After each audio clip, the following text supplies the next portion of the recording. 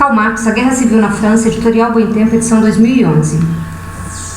Capítulo A Guerra Civil na França. Mensagem do Conselho Geral da Associação Internacional dos Trabalhadores a todos os membros da associação na Europa e nos Estados Unidos. Item 3, páginas 54 a 67.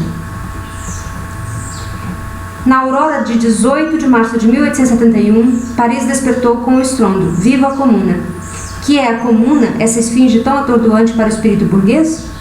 Os proletários de Paris, dizia o Comitê Central em seu manifesto de 18 de março, cita: em meio a fracassos e às traições das classes dominantes, compreenderam que é chegada a hora de salvar a situação, tomando em suas próprias mãos a direção dos negócios públicos. Compreenderam que é seu dever imperioso e seu direito absoluto tornar-se donos de seus próprios destinos, tomando o poder governamental. Fim da citação. Mas a classe operária não pôde simplesmente se apossar da máquina do Estado tal como ela se apresenta e dela servir-se para seus próprios fins. Nota 29. Em 12 de abril de 1871, Marx escreveu a Ludwig Kugelmann o seguinte: se olhares o último capítulo do meu O 18 Brumário, constatarás que considero que o próximo experimento da Revolução Francesa consistirá no mais em transferir a maquinaria burocrático-militar de uma mão para outra, como foi feito até então, mas sim em quebrá-la, e que esta é a pré-condição de toda a revolução popular efetiva no continente. Esse é também o experimento de nossos heróicos correligionários de Paris. Karl Marx, A Guerra Civil na França, citação página 208, nota NIA, edições brasileiras, o 18 Brumário de Luiz Bonaparte, São Paulo, Bom Tempo, 2011, nota da edição. O poder estatal centralizado, com seus órgãos onipresentes, com seu exército, polícia, burocracia, clero e magistratura permanentes, órgãos traçados segundo um plano de divisão sistemática e hierárquica do trabalho, tem sua origem nos tempos da monarquia absoluta e serviu à nascente sociedade da classe média como uma arma poderosa em sua luta contra o feudalismo. Seu desenvolvimento, no entanto, permaneceu obstruído por todo tipo de restos medievais, por direitos senhoriais, privilégios locais, monopólios municipais e corporativos e códigos provinciais. A enorme vassoura da Revolução Francesa do século XVIII varreu todas essas relíquias de tempos passados, assim limpando ao mesmo tempo o solo social dos últimos estorvos que se erguiam ante a superestrutura do edifício do Estado moderno erigido sob o Primeiro Império. Ele mesmo, fruto das guerras de coalizão da velha Europa semi-feudal contra a França moderna. Durante os regimes subsequentes, o governo colocado sob controle parlamentar, isto é, sob o controle direto das classes proprietárias, tornou-se não só uma incubadora de enormes dívidas nacionais e de impostos escochantes, como também, graças à irresistível fascinação que causava por seus cargos, pilhagens e patronagens, converteu-se no prumo da discórdia entre as facções rivais e os aventureiros das classes dominantes. Mas o seu caráter político mudou juntamente com as mudanças econômicas ocorridas na sociedade. No mesmo passo em que o progresso da moderna indústria desenvolvia, ampliava e intensificava o antagonismo de classe entre o capital e o trabalho, o poder do Estado foi assumindo cada vez mais o caráter de poder nacional do capital sobre o trabalho, de uma força pública organizada para a escravização social de uma máquina do despotismo da classe, ou de classe. Após toda a revolução que marca uma fase progressiva na luta de classes, o caráter puramente repressivo do poder do Estado revela-se com uma nitidez cada vez maior. A Revolução de 1830, que resultou na transferência do governo das mãos dos latifundiários para as mãos dos capitalistas, transferiu-o dos antagonistas mais remotos para os antagonistas mais diretos da classe operária, os burgueses republicanos que tomaram o poder do Estado em nome da Revolução de Fevereiro. Dele se serviram para os massacres de junho, a fim de convencer a classe operária de que a república social significaria uma república que promove sua submissão social e convencer a massa monárquica dos burgueses e latifundiários de que eles podiam deixar aos republicanos burgueses o ônus e o bônus do governo. Porém, depois de sua heróica façanha de junho, os republicanos burgueses tiveram de abandonar o fronte e ocupar a retaguarda do Partido da Ordem, coalizão formada por todas as frações e facções rivais das classes apropriadoras, em seu antagonismo, agora publicamente declarado, às classes produtoras. A forma mais apropriada para esse governo por ações era a república parlamentar com Luiz Bonaparte como seu presidente, um regime de confesso terrorismo de classe e de insulto deliberado contra a multidão vil. Se a república parlamentar, como dizia o Sr. Thiers, era a que menos se dividia ou as dividia, as diversas frações da classe dominante, ela abria, por outro lado, um abismo entre essa classe e o corpo inteiro da sociedade situada fora de suas parcas fileiras. As restrições que suas discórdias haviam imposto ao poder do Estado sob regimes anteriores foram removidas com essa união e ante uma ameaçadora sublevação do proletariado, eles agora serviam-se do poder estatal, sem misericórdia e com ostentação, como de uma máquina nacional de guerra do capital contra o trabalho. Em sua ininterrupta cruzada contra as massas produtoras, eles eram forçados, no entanto, não só a investir o executivo de poderes de repressão cada vez maiores, mas, ao mesmo tempo, a destituir o seu próprio baluarte parlamentar, a Assembleia Nacional, um por um, de todos os seus meios de defesa contra o executivo. Então, este, na pessoa de Luiz Bonaparte, deu-lhe um chute. O fruto natural da República, do Partido da Ordem, foi o Segundo Império. O Império, tendo cap d'État por certidão de nascimento, o sufrágio universal por sanção e a espada por cetro, professava apoiar-se nos camponeses, ampla massa de produtores não diretamente envolvida na luta entre capital e trabalho. Professava salvar a classe operária destruindo o parlamentarismo e, com ele, a indisfarçada subserviência do governo às classes proprietárias. Professava salvar as classes proprietárias, sustentando sua supremacia econômica sobre a classe operária. E, finalmente, professava unir todas as classes, reavivando para todos a quimera da glória nacional. Na realidade, ele era a única forma de governo possível em um momento em que a burguesia já havia perdido e a classe operária ainda não havia adquirido a capacidade de governar a nação. O Império foi aclamado por todo o mundo como o salvador da sociedade. Sob sua égide, a sociedade burguesa, liberta de preocupações políticas, atingiu um desenvolvimento inesperado até para ela mesma.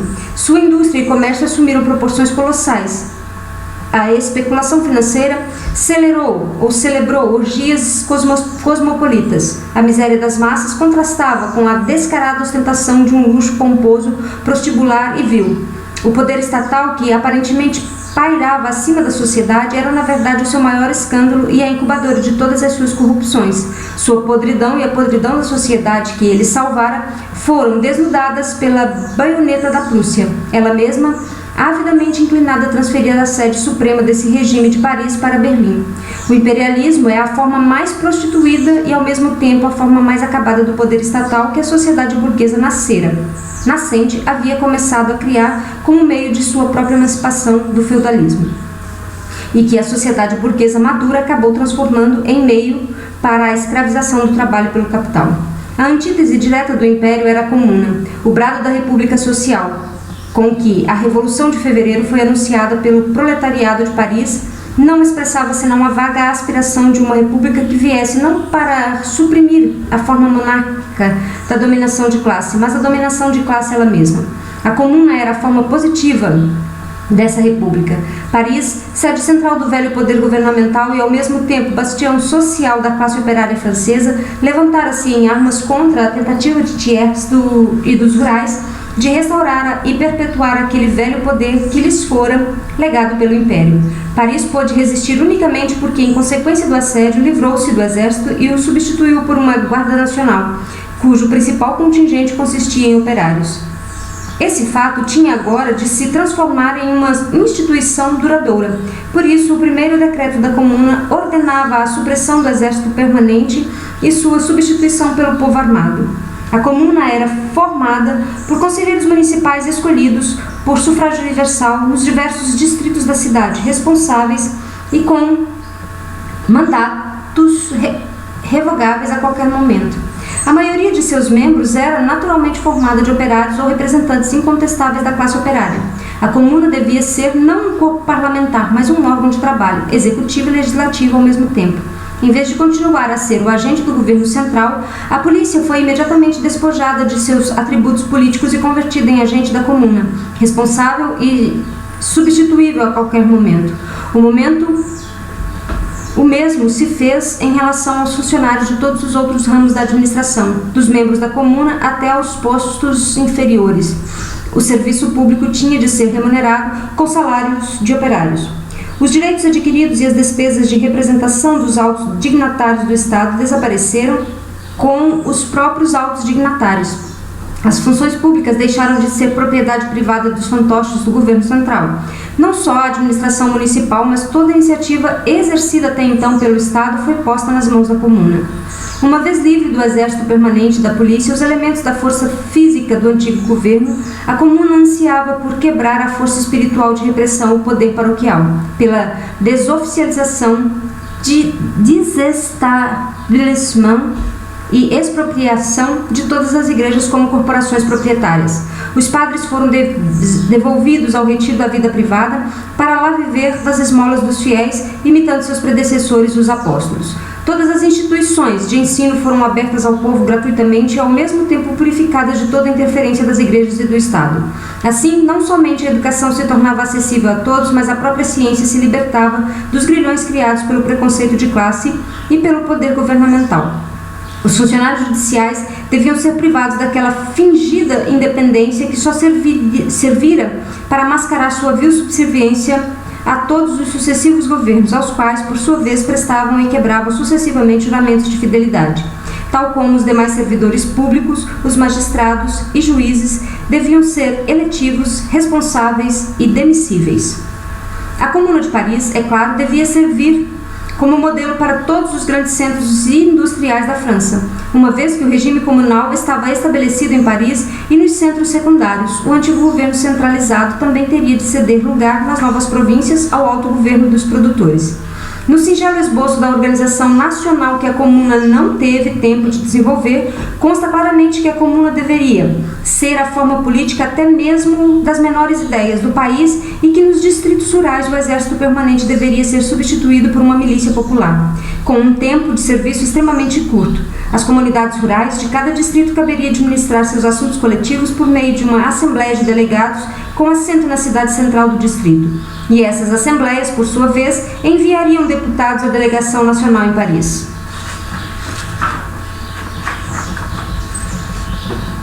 Sendo cada um desses delegados substituível a qualquer momento e vinculado por mandato imperativo ou instruções formais de seus eleitores. As poucas, porém importantes, funções que ainda restariam para um governo central não seriam suprimidas, como se divulgou caluniosamente, mas desempenhadas por agentes comunais e, portanto, responsáveis. A unidade da nação não seria quebrada, mas, ao contrário, organizada por meio de uma constituição comunal e tornada realidade pela destruição do poder estatal que reivindicava ser a encarnação daquela unidade independente e situada acima da própria nação, da qual ele não passava de uma excrescência parasitária, ao passo que os órgãos meramente repressivos do velho poder estatal deveriam ser amputados. Suas funções legítimas seriam arrancadas a uma autoridade que usurpava à sociedade uma posição preeminente e restituídas aos agentes responsáveis dessa sociedade. Em lugar de escolher uma vez a cada 3 ou 6 anos quais os membros da classe dominante que irão atraiçoar o povo no parlamento, o sufrágio universal serviria ao povo constituído em comunas do mesmo modo que o sufrágio individual serve ao empregador na escola de operários e administradores para seu negócio. E é um fato bem conhecido que empresas, como se fossem indivíduos, em se tratando de negócios reais, geralmente sabem colocar o homem certo no lugar certo.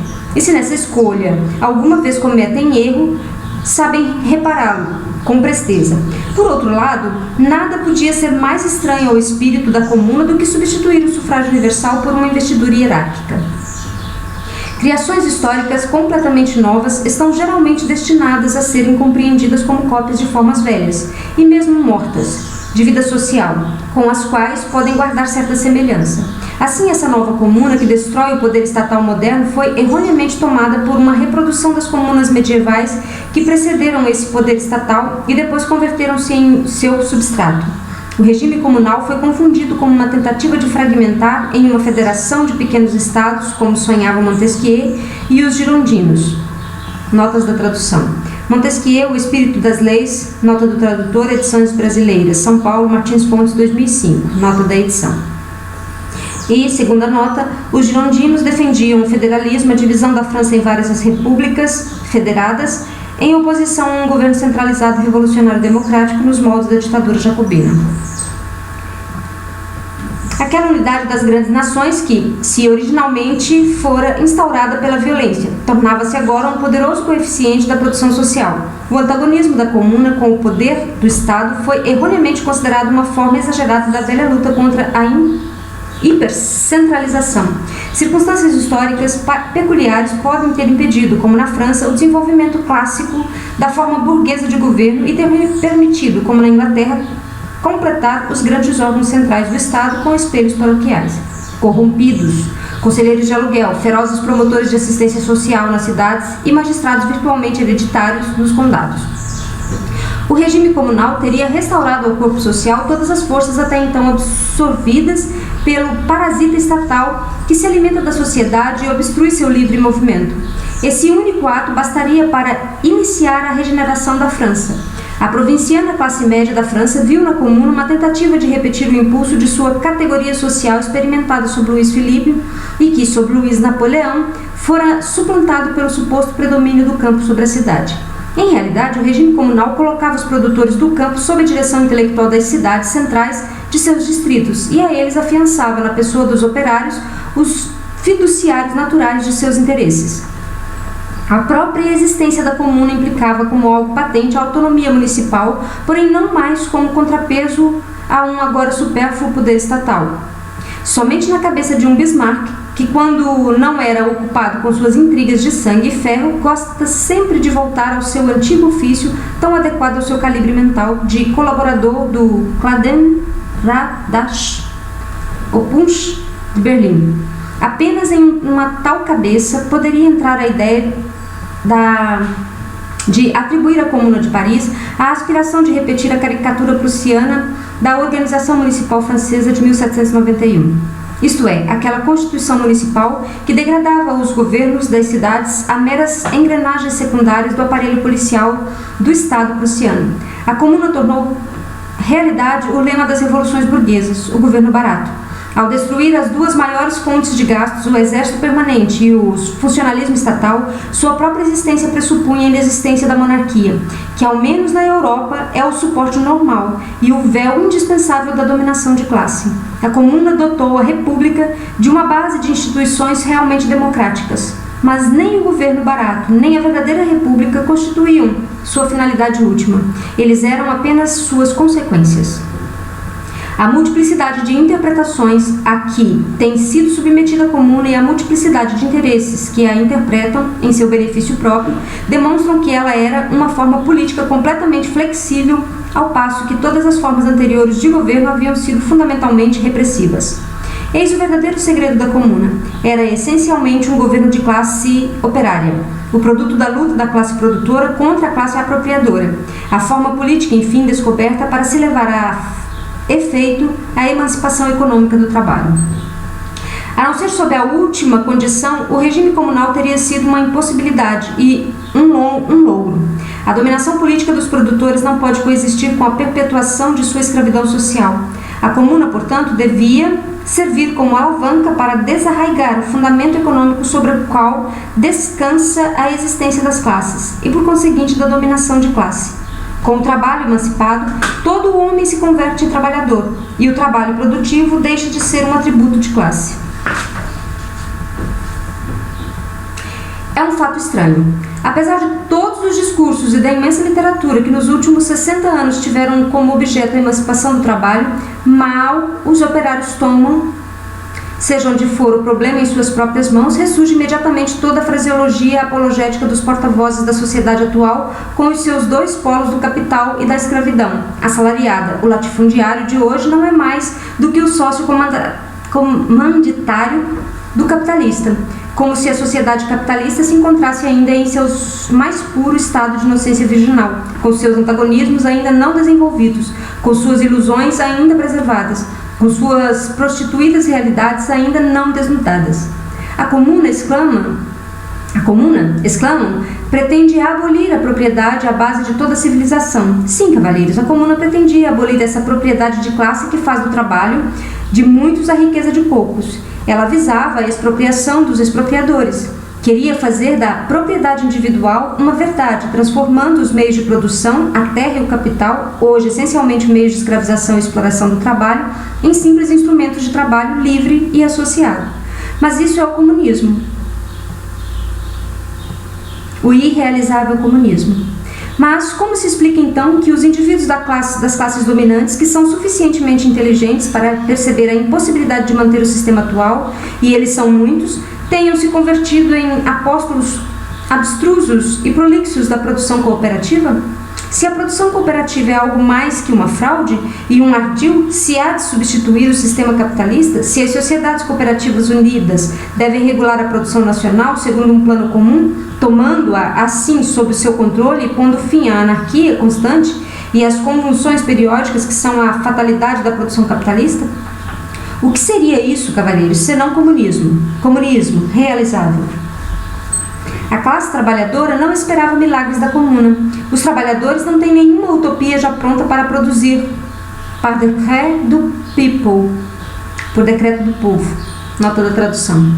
Sabem que para atingir sua própria emancipação e com ela essa forma superior de vida para a qual a sociedade atual, por seu próprio desenvolvimento econômico, tende irresistivelmente, terão de passar por longas lutas, por uma série de processos históricos que transformarão as circunstâncias e os homens.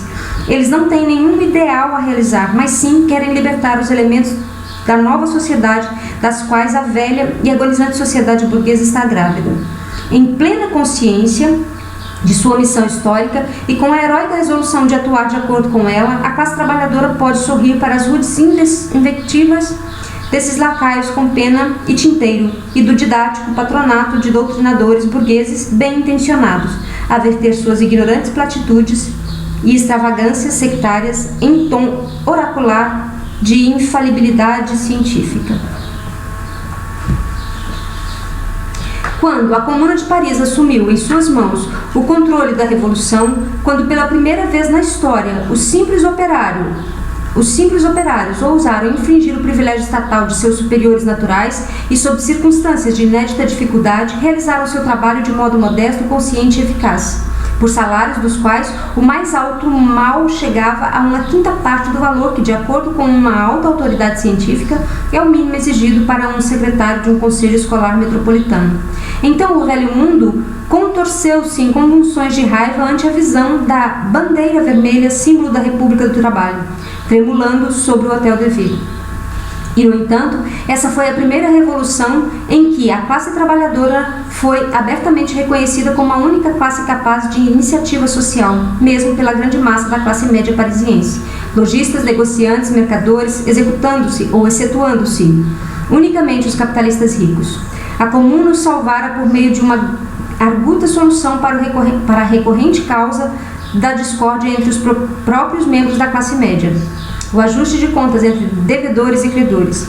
A mesma porção da classe média, depois de ter contribuído para aniquilar a insurreição operária de junho de 1848, foi imediatamente sacrificada sem cerimônia aos seus credores pela Assembleia Constituinte. Nota 30.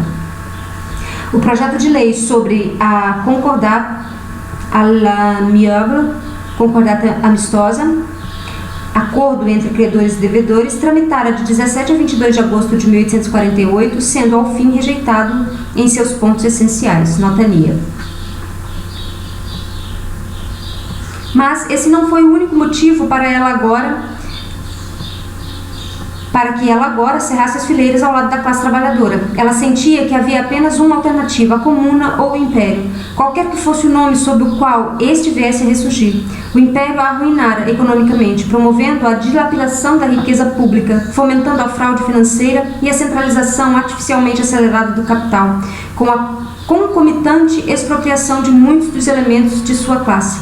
Suprimira-a politicamente, escandalizara-a moralmente com suas orgias, insultara o seu voltairianismo ao entregar a educação de seus filhos aos frères ignorants.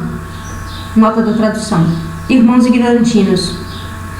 Designação jocosa que Voltaire ou seus seguidores aplicou aos irmãos lassallistas a partir de frères ignorants, como se chamavam esses irmãos, que tinham sua base em Saint-Trion, próximo a Rouen. Nota da tradução. Revoltara seu ressentimento nacional de franceses ao lançá-la violentamente em uma guerra que deixou apenas uma compensação para as ruínas que produziu: a desaparição do Império. Realmente, depois que a alta boemia bonapartista e capitalista abandonou Paris, o verdadeiro partido da ordem da classe média apareceu na figura de Union Républicaine. Nota 31. Referência à União Republicana dos Departamentos, associação política fundada em meados de abril de 1871 por J.B. Millier e radicalmente orientada contra os versalheses. Entre suas ações estavam a organização de grandes reuniões de solidariedade à comuna e o desenvolvimento de um plano de transformação democrática cujo principal objetivo consistia em fortalecer a ordem republicana e garantir a independência da comuna. Nota NIA. Enrolando a si mesma na bandeira da comuna e defendendo-a contra a desfiguração ou desfigurações intencionais de Thiers. Se a gratidão desse grande corpo da classe média resistira às duras provas atuais, só o tempo dirá. A comuna estava perfeitamente certa quando dizia aos camponeses: nossa vitória é a vossa única esperança.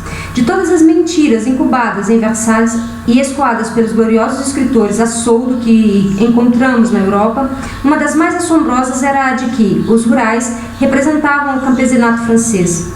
Imaginai apenas o amor dos camponeses da França pelos homens a quem, após 1815, foram obrigados a pagar uma reparação bilionária. Aos olhos do camponês da França, a simples existência de um grande proprietário de terra já é em si mesma uma usurpação de suas conquistas de 1789. Em 1848, a burguesia sobrecarregara seu lote de terra, instituindo uma taxa adicional de 45 centavos por franco.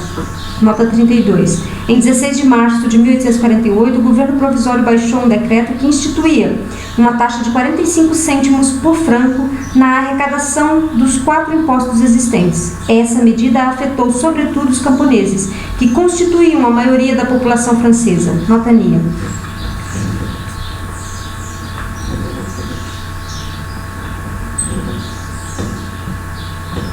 Mas então o fizera em nome da Revolução, ao passo que agora ela fomentava uma guerra civil contra a Revolução, a fim de lançar sobre os ombros dos camponeses a maior parte da carga dos 5 bilhões de reparação a serem pagos aos prussianos.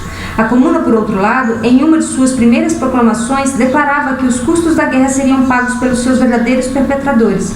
A Comuna teria isentado o camponês da maldita taxa, ter-lhe-ia dado um governo barato, teria convertido os seus atuais sanguessugas, o notário, o advogado, o coletor e outros vampiros judiciais em empregados comunais assalariados, eleitos por ele e responsáveis perante ele. Tê-lo-ia libertado da tirania do garde champêtre ou do guarda rural. Nota da tradução. Do gendarme e do prefeito. Teria posto o esclarecimento do professor escolar no lugar do embrutecimento do pároco.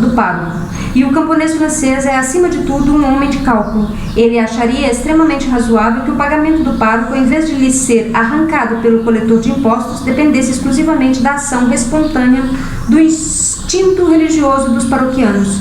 Tais eram os grandes benefícios imediatos que o governo da Comuna, e apenas ele, oferecia ao campesinato francês. Seria, portanto, inteiramente supérfluo proceder aqui a uma exposição minuciosa dos problemas mais complicados, porém vitais, que só a Comuna podia resolver, ao mesmo tempo que se via obrigada a isso a favor do camponês como a dívida hipotecária, pesando como uma maldição sobre a sua parcela de terra, o proletariat foncier, ou proletariado rural, crescendo diariamente e a expropriação da terra em que este proletário trabalhava. Processo forçado pelo desenvolvimento em ritmo cada vez mais rápido da agricultura moderna e da competição da produção agrícola capitalista. O camponês francês elegeu Luís Bonaparte presidente da República, mas foi o Partido da Ordem quem criou o Império. O que o camponês francês realmente queria começou ele mesmo a demonstrar em 1849 e 1850, opondo-se ao Mayer, nota da tradução, prefeito ou subprefeito, ao prefeito do governo, seu professor escolar ao pároco do governo e sua própria pessoa ao gendarme do governo. Todas as leis introduzidas pelo Partido da Ordem em janeiro e fevereiro de 1850 foram mediadas com festas de repressão contra o camponês. O camponês era um bonapartista porque, a seus olhos, a grande revolução, com todos os benefícios que ela lhe trouxera, estava personificada em Napoleão. Essa ilusão que ia rapidamente se esvanecendo sob o Segundo Império e que por natureza era hostil aos rurais, esse preconceito do passado, como teria ele resistido ao apelo da comuna, aos interesses vitais e às necessidades mais urgentes do campesinato? Os rurais, esta era, na verdade, sua principal apreensão, sabiam que 3 meses de livre comunicação da Paris comunal com as províncias desencadearia uma sublevação geral dos camponeses, daí sua ansiedade em estabelecer um bloqueio policial em torno de Paris, a fim de deter a progressão ou a propagação da peste bovina. Assim, se a comuna era a verdadeira representante de todos os elementos saudáveis da sociedade francesa e, portanto, o verdadeiro governo nacional, ela era, ao mesmo tempo, como governo operário e paladino audaz da emancipação do trabalho, um governo enfaticamente internacional. Sob a mira do mesmo exército prussiano que havia anexado à Alemanha 2 províncias francesas, a comuna anexou à França os trabalhadores do mundo inteiro. O Segundo Império fora o jubileu da vigarice cosmopolita. Velhacos de todos os países acorreram ao chamado para tomar parte em suas orgias e na pilhagem do povo francês. Ainda hoje, o braço direito de Thiers é Ganisco, o Valáquio Asqueroso, e seu braço esquerdo, Markovisk, o espião russo. A comuna concedeu a todos os estrangeiros a honra de morrer por uma causa imortal. Entre a guerra extrema, perdida por sua traição, e a guerra civil, fomentada por sua conspiração com o invasor estrangeiro, a burguesia achara tempo para exibir seu patriotismo organizado, batidas policiais contra os alemães residentes na França. A comuna nomeou um operário alemão, nota da tradução, Leo Frankel, seu ministro do Trabalho. Thiers, a burguesia e o Segundo Império haviam, por todo o tempo, enganado a Polônia com espalhafatosas declarações de simpatia, quando na verdade traíam-na aos interesses da Rússia, fazendo para esta o serviço sujo. A comuna honrou os heróicos filhos da Polônia, nota da tradução, J. Dombrowski e W. Uroglewski. Essa pronúncia pode estar errada, porque eu não conheço o idioma. Colocando-os na vanguarda dos defensores de Paris, e para marcar claramente a nova história que estava consciente de inaugurar, ela jogou por terra ante os olhos dos conquistadores prussianos de um lado e do exército bonapartista comandado por generais bonapartistas de outro, aquele símbolo colossal da glória bélica, a coluna Vendôme. A grande medida social da comuna foi a sua própria existência produtiva. Suas medidas especiais não podiam senão exprimir a tendência de um turno para os padeiros, a interdição penal da prática comum entre os empregadores de reduzir salário impondo a seus trabalhadores taxas sobre os mais variados pretextos. Um processo em que o patrão reúne em sua pessoa as funções de legislador, juiz e agente executivo e, ao fim, surrupia o dinheiro. Outra medida desse tipo foi a entrega às organizações operárias sob reserva de domínio de todas as oficinas e fábricas fechadas, não importando se os respectivos capitalistas fugiram ou preferiram interromper o trabalho. As medidas financeiras da comuna, notáveis por sua sagacidade e moderação, só podiam ser aquelas compatíveis com a situação de uma cidade sitiada. Considerando a roubalheira colossal realizada nos cofres da cidade de Paris pelas grandes companhias financeiras e empreiteiras sob proteção de Haussmann, a comuna teria tido um motivo incomparavelmente melhor para confiscar suas propriedades do que Luís Bonaparte o tinha para confiscar os da família Orleans. Os Hohenzollern e os oligarcas ingleses, cujas propriedades haviam se beneficiado largamente dos saques da igreja, ficaram certamente chocados quando a comuna reteve minguadas 8.000 francos pela secularização desses bens. Enquanto o governo de Versalhes, tão logo recuperou algum ânimo e forças, usava contra a Comuna os meios mais violentos enquanto reprimia a liberdade de opinião por toda a França, chegando à proibição de reuniões de delegados das grandes cidades, enquanto submetia Versalhes e o resto da França a uma espionagem que ultrapassava em muito aquela do Segundo Império, enquanto queimava, por meio de seus gendarmes inquisidores, todos os jornais impressos em Paris e violava toda a correspondência que partia ou chegava à capital, enquanto na Assembleia Nacional as mais tímidas tentativas de balbuciar uma palavra em favor de Paris eram esmagadas por uma avalanche de vaias inéditas, até mesmo na Chambre Introuvable, ver nota 15, página 44, já lida. Nota da tradução. De 1816, enfim, enquanto enfrentava uma guerra selvagem dos versalheses fora e suas tentativas de corrupção e conspiração dentro de Paris, não teria a Comuna traído vergonhosamente seus julgamentos e simulasse conservar todos os decoros e aparências de liberalismo, como se estivesse em um tempo de profunda paz. Se o governo da Comuna se assemelhasse aos do senhor Thiers, não teria havido mais motivos para suprimir os jornais do Partido da Ordem em Paris do que para suprimir os jornais da Comuna em Versailles. De fato, era algo irritante para os rurais que, ao mesmo tempo em que eles declaravam o retorno à igreja como o único meio de salvação para a França, a infiel Comuna desenterrasse os mistérios peculiares do convento de Picos e da igreja de Saint-Laurent. Nota da tradução. Em maio de 1871, publicaram-se notícias sobre crimes cometidos em conventos. Assim, constatou-se na investigação realizada no convento de Picos, na cidade de satélite de Saint-Ouen, que freiras haviam sido aprisionadas ao longo de muitos anos em suas celas. Ao mesmo tempo, foram encontrados instrumentos de tortura, assim como na igreja de Saint-Laurent, uma pequena capela secreta com esqueletos.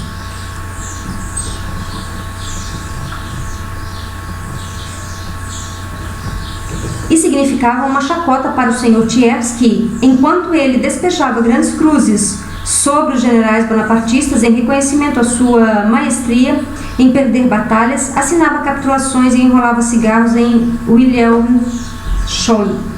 Nota 33. De 1870 a 1871, o imperador Napoleão III esteve aprisionado juntamente com seus seguidores no castelo de Wilhelmshohe, em Kassel. Enrolar cigarros para si mesmo era uma das principais ocupações dos prisioneiros. Nota NIA. A Comuna destituísse e encarasse seus generais sempre que havia alguma suspeita de negligência no cumprimento de seu dever. A expulsão da Comuna e a da detenção, por ordem dela, de um de seus membros, que nela se infiltrara com um falso nome e que, em Lyon, pegara 6 dias de cadeia por simples falência. Não significava isso um deliberado insulto lançado ao falsário Jules Favre, então ainda ministro do exterior da França, que continuava vendendo a França a Bismarck e ditando suas ordens àquele incomparável governo da Bélgica? Nota da 34. Stanislas Pourril, que foi eleito para a Comuna sob o falso nome de Blanchot, foi excluído da Comuna em 5 de maio de 1871 e posteriormente preso. Nota NIA.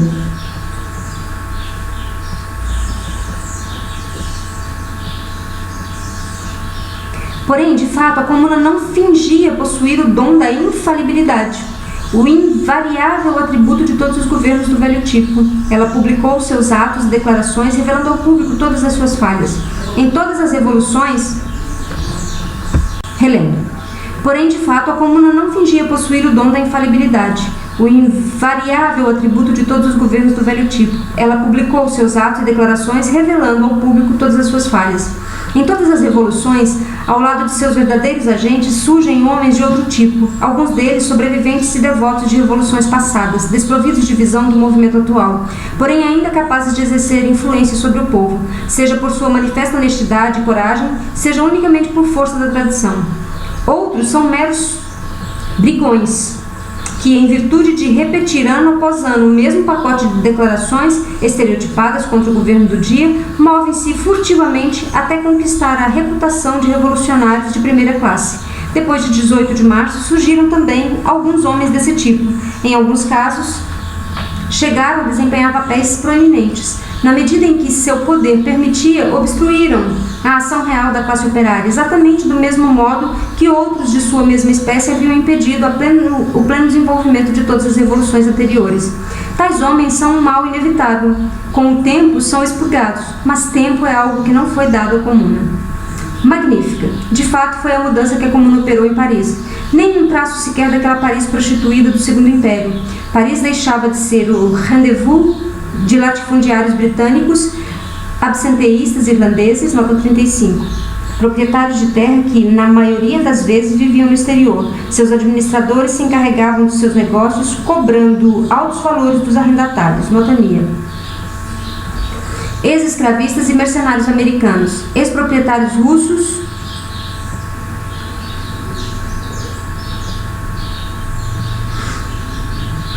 de servos e boiardos da Valáquia. Não havia mais cadáveres no necrotério, assaltos noturnos ou os furtos eram raros. Pela primeira vez desde os dias de fevereiro de 1848, as ruas de Paris estavam seguras, e isso sem polícia de nenhuma espécie. Não ouvimos mais falar, dizia um membro da Comuna, de assassinato, roubo e agressão. De fato, é como se a polícia tivesse arrastado consigo para Versailles todos os seus amigos conservadores. As cocotes seguiram o rastro de seus protetores, os fugitivos homens de família, de religião e, acima de tudo, de propriedade. Em seu lugar, as verdadeiras mulheres de Paris voltavam a emergir, heróicas, nobres e devotadas como as mulheres da antiguidade, trabalhando, pensando, lutando, sangrando. Assim se encontrava Paris, em sua incubação de uma sociedade nova e quase esquecida dos canibais à espreita, diante de suas portas, radiante no entusiasmo de sua iniciativa histórica. Oposto a esse mundo novo em Paris estava o mundo velho de Versailles, aquela assembleia de abutres de todos os regimes mortos, legitimistas e orleanistas, ávidos por nutrir-se da carcaça da nação, com suas fileiras ou com sua fileira de republicanos antediluvianos, a sancionar com uma presença na Assembleia ou com sua presença na Assembleia a rebelião dos escravistas, confiando a manutenção da sua república parlamentar à vaidade do senil charlatão a presidi-la e caricaturando a Revolução de 1789 com suas fantasmagóricas assembleias no Jeu de Paume. Nota da tradução. Salão. Quadra do Jeu de Paume, antecessor do jogo de tênis, onde a Assembleia Nacional de 1789 realizou em 20 de junho o célebre juramento de Jeu de Paume. Nota da tradução. Assim, essa Assembleia, representante de tudo que havia de morto na França, ganhava uma aparência de vida, graças tão somente aos sabres dos generais de Luís Bonaparte. Paris era toda verdade, Versalhes toda mentira, e uma mentira que exalava da boca de Thiers. Podeis confiar, cita, em minha palavra, a qual jamais faltei, disse Thiers a uma comissão de prefeitos municipais do departamento do Seine-et-Oise. A própria Assembleia Nacional, ele afirma que é a Assembleia mais livremente eleita e mais liberal que a França jamais possuiu. A sua soldadesca multicor diz que ela é o prodígio do mundo e o melhor exército que a França jamais possuiu. Diz às províncias que os bombardeios de Paris, ordenado por ele, é um mito. Se alguns tiros de canhão foram disparados, eles não partiram do exército de Versailles, mas de alguns insurgentes com o intuito de fazer crer que estavam a lutar, quando na verdade não ousavam mostrar suas faces. Ele novamente diz às províncias que a artilharia de Versailles não bombardeou Paris, mas apenas canhonou. Declara ao arcebispo de Paris que as supostas execuções e represálias atribuídas às tropas versalhesas eram todas fantasias. Diz a Paris que ele anseia somente libertá-la dos terríveis tiranos que a oprimem, e que, na verdade, a Paris da Comuna não passa de um punhado de criminosos. A Paris do Sr. Thiers não era a verdadeira Paris da multidão vil, mas uma Paris fantasma, a Paris dos francfuriers. Nota da tradução. Literalmente livre fugitivo, em oposição irônica a franc-tireur, ou livre tirador, apelido dado aos cidadãos parisienses que fugiram da cidade durante seu cerco. Nota da tradução. A Paris dos boulevards, masculina e feminina, era a Paris rica, capitalista, dourada, ociosa, agora a correr com seus lacaios, seus escroques, sua boêmia literária e suas cocotes, para Versailles, Saint-Denis, Rouy e Saint-Germain. A Paris que considerava a guerra civil apenas uma agradável diversão, acompanhando o desenrolar das batalhas através de binóculos, contando os tiros de canhão, jurando por sua própria honra e pela de suas prostitutas que aquele espetáculo era muito melhor do que aqueles da Porta Saint-Martin. Nota da tradução. Referência ao teatro da Porta Saint-Martin, já citado. Os homens que ali caíam estavam realmente mortos. Os gritos dos feridos eram gritos verdadeiros também. E, ademais, a coisa toda era tão intensamente histórica. Essa é a Paris do Sr. Thiers, tal como os emigrados de Coblence. Coblence fora, no tempo da Revolução Francesa, o centro da imigração monarquista e reacionária. Era uma França do Sr. Calonne. Seguiremos a leitura do item 4, que está entre as páginas 67 e 79, no próximo vídeo. Obrigada pela companhia.